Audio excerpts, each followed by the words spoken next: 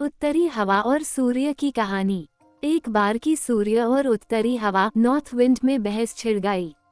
उत्तरी वायु घमंडी और जिद्दी प्रवृत्ति की थी। उसे अपनी शक्ति पर बड़ा अभिमान था।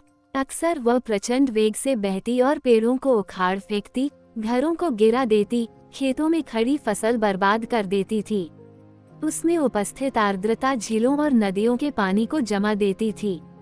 बहस करते हुए वह सूर्य से बोली, मेरी शक्ति के सामने किसी का जोर नहीं चलता।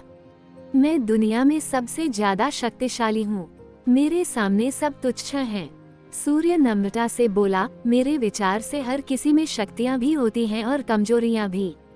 इसलिए कोई खुद के सबसे शक्तिशाली होने का दावा नहीं कर सकता। खुद पर घमंड करना उचित नहीं है।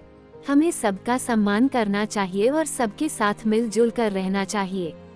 उत्तरी हवा तुनक कर बोली, मैं तुम्हारी बात नहीं मानती। मैं सबसे ज्यादा शक्तिशाली हूँ और ये मैं तुम्हें साबित करके दिखाऊंगी। ऐसी बात है तो अपनी ताकत साबित करने के लिए तैयार हो जाओ। नीचे देखो, धरती पर एक व्यक्ति दुशाला ओढ़े पैदल जा रहा था। तुम उसकी दुशाला उसके शरीर से हटा दो, मैं मान जाऊंगा कि तुम सबसे ज्यादा शक्तिशाली हो। सूर्य उत्तरी हवा को चुनौती देते हुए बोला, इसमें कौन सी बड़ी बात है। कुछ ही देर में उस आदमी की दुशाला धरती पर पड़ी होगी। कहकर उत्तरी हवा अपने प्रचंड रूप में आ गई। धरती पर धूल भरी आंधी चलने लगी, पेड़ पौधे लहराने लगे, सूखे पत्ते व अन्य सामान उड़ने लगे, मौसम ठंडा होने लगा।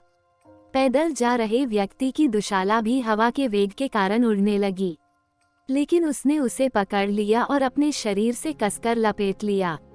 उत्तरी हवा ने अपनी प्रचंडता और बढ़ाई, लेकिन उसके साथ ठंड भी बढ़ गई। व्यक्ति ने अपनी दुशाला और कसकर लपेट ली। बहुत प्रयासों के बाद भी उत्तरी हवा उसके शरीर से दुशाला हटा नहीं पाई।